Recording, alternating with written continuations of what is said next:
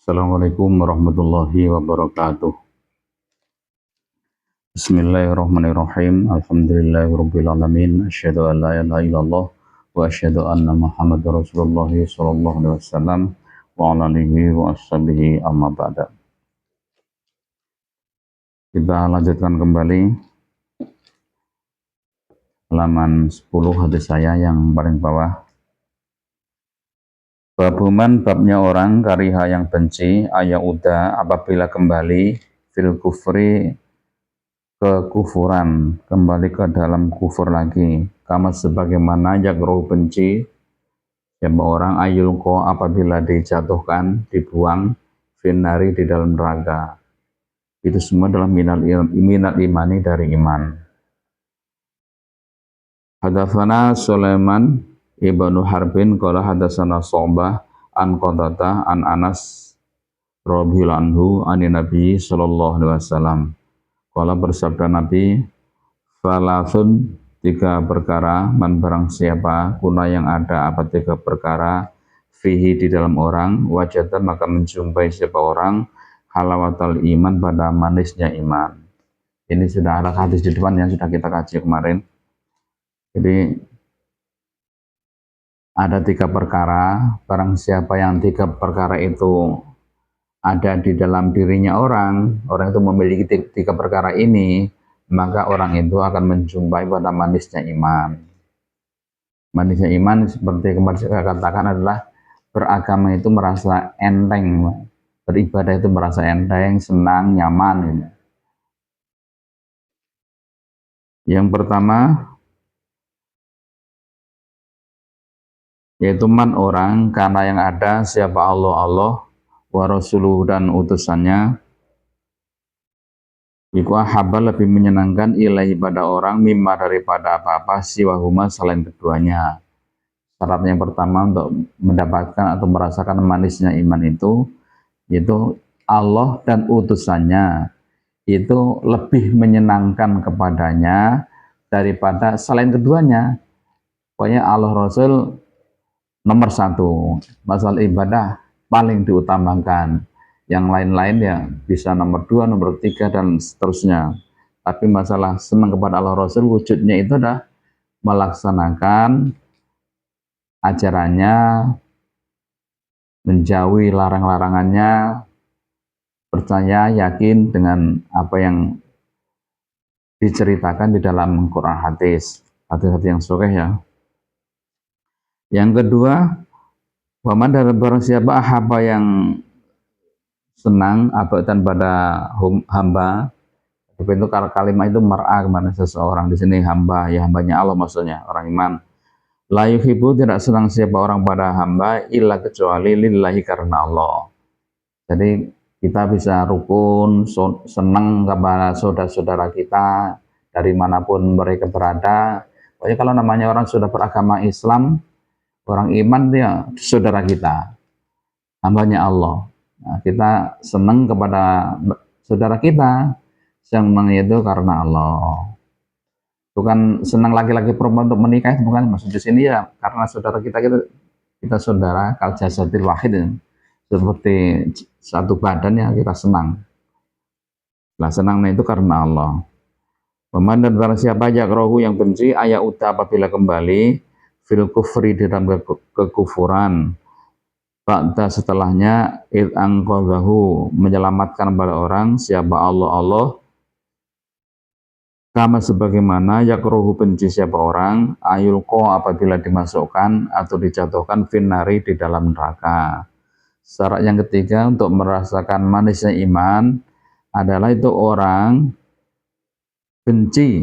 yang benci untuk kembali ke kekufuran, murtad misalnya.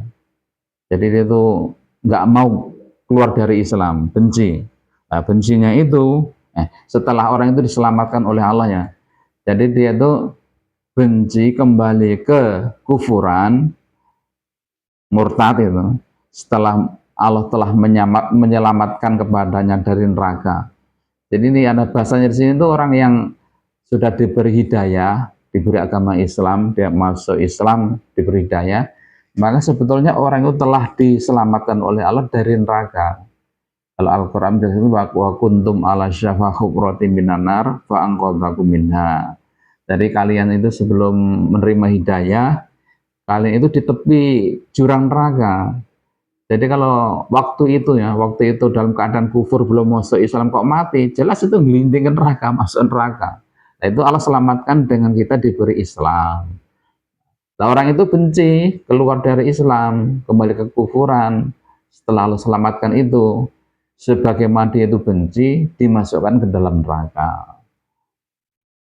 Sudah, pahamlah, kita lanjutkan. Babu tafabuli alil ahlil imani fil a'mali. Bab tafabul itu maksudnya keutamaan atau kelebihannya ahli iman fil a'mali di dalam amalan-amalan. Hadatsana Ismail qala hadatsani Malik an Amr bin Yahya Al-Mazani an abihi an Abi Sa'id Al-Khudri radhiyallahu anhu anin Nabi sallallahu alaihi wasallam. Qala bersabda Nabi, yadkhulu akan masuk siapa ahlul jannati ahli surga, masuk al-jannata pada surga. Wa ahlun nar dan akan masuk ahli neraka, maksud begitu. An-nar pada neraka. Wa yaqulu kemudian berfirman siapa Allah Ta'ala yang maha luhur. Ini berfirman kepada malaikatnya ya. Malaikatnya, akhriju mengeluarkanlah kalian malaikat man pada orang karena yang ada siapa orang fi qalbihi di dalam hatinya mithqalu habbah semisal biji-bijian min khardalin dari sawi, rupanya min imanin dari iman. Akhirnya fayukhrajuna maka dikeluarkan mereka minha dari neraka. Wa qadis waddu dan sungguh gosong mereka, hitam mereka. Fayul qawna maka dijatuhkan, dimasukkan mereka namanya fi nahril haya, di dalam sungai kehidupan. Awil hayah. Jadi kalimatnya itu haya atau hayahan. Jadi maknanya sama, kehidupan. Jadi fi nahrin hayah bisa, fi nahril haya juga bisa. Saka ragu-ragu siapa Malik itu perawi muridnya Amr, gurunya Ismail. Itu ragu-ragu tentang dua kalimat ini, hayakah atau hayahkah. Jadi kala itu setelah ini sudah terminal akhirnya. Tujuan kalau kita ini kan bertahap, alam-alam kita telah lalui, kita telah ada di alam kandungan, kita sekarang ada di alam dunia, dan kelak kita akan menuju alam barzah atau alam kubur, alam kiam, semua kita akan lalui. Dan kemudian antara surga neraka itu sudah, setelah itu nggak ada. Dan ini sudah kita masuk ke terminal terakhir setelah kalau dalam perjalanan itu ahli surga sudah masuk surga semua, yang tanpa lewat neraka maksudnya, dalam surga. Yang ahli neraka pun masuk ke dalam neraka. Kemudian entah berapa ahqam, ada orang iman yang memang karena dosa-dosanya selama hidup dunia dia berlumuran dosa, banyak kemaksiatan, dan sampai mati tidak sempat atau tidak mau tobat, maka orang itu kelak akan dimasukkan neraka untuk membersihkan. Ini di sini saya sampaikan ini. Jadi seberat-beratnya barangkali kita untuk bertobat, untuk merasa berat, lebih berat lagi itu kalau di neraka. Karena kalau kita di dunia ini kalau dosa, maka untuk membersihkan ya taubat di dunia ini,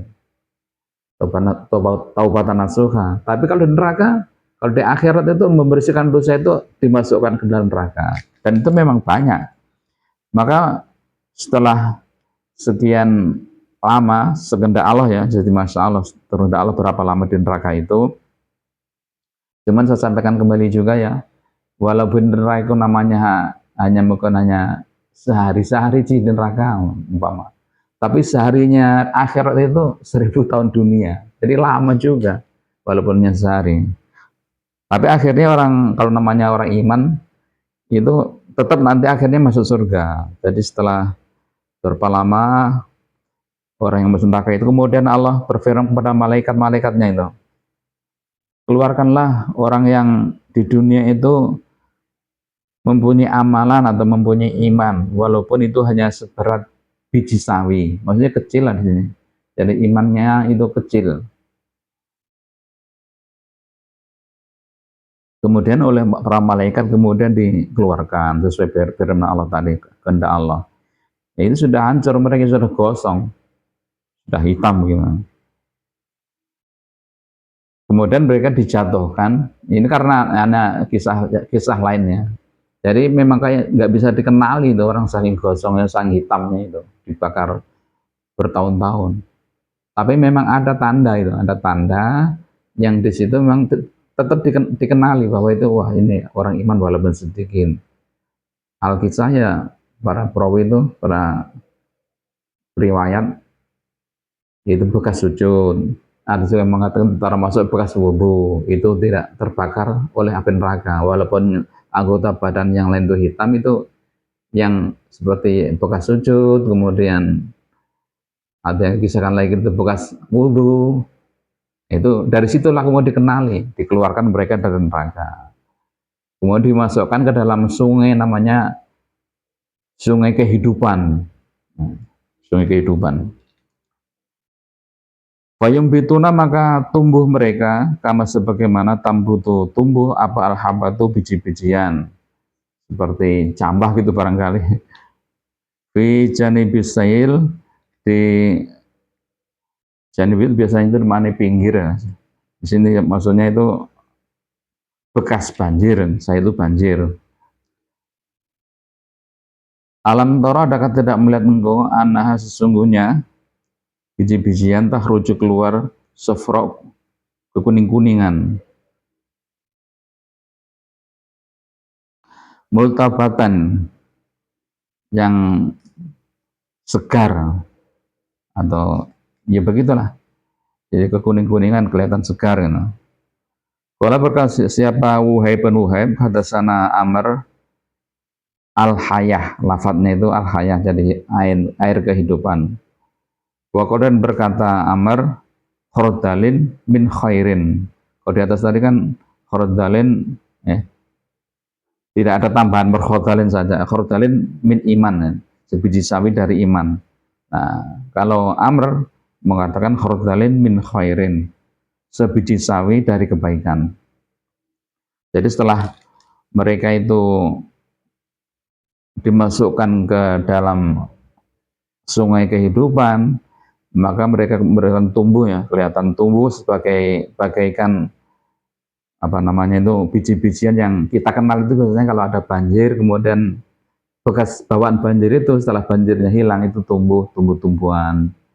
Barangkali itu biasanya itu apalah tomat ya, atau biji apa itu tumbuh. Nah, seperti itu. Ibaratnya gambarnya seperti itu. Jadi itu apa fabul iman ya. Jadi keutamanya beriman itu akhirnya toh masuk dalam surga setelah itu. Jadi kalau orang tidak punya iman ya tidak. Jadi ada juga orang yang beramal tapi tetap neraka seabadi. Banyak kebaikan yang ia perbuat, tapi dia akan masuk ke neraka selama-lamanya. Karena dia bukan orang iman, bukan orang Islam. Ini yang menjadi keharusan itu memang harus Islam dulu. Islam, iman, kemudian beramal. Itu pasti dapat balasan. Walaupun sedikit, kelak bisa masuk surga, diampuni dosa-dosanya. Kalau tidak dikerjakan di dalam Islam, itu nggak bisa. Karena dari awal sudah ditolak memang. Amalannya orang tidak, orang kafir itu ditolak. Dan nggak bernilai. Habitat a'maluhum fid dunya wal akhirah. Jadi memang hancur. Walaupun kita berbuat baik, kalau tidak didasari dengan Islam, iman, nggak ada gunanya. Inilah kembali lagi, kita harus mempunyai hati yang syukur, kita telah diberi hidayah oleh Allah. Mohon maaf atas segala kekhilafan, kekurangan, dan tidak benar-benar saya mengajak para pemirsa untuk beramal soleh, untuk subscribe, komen, like, Jazakumullah khairan. Assalamualaikum warahmatullahi wabarakatuh.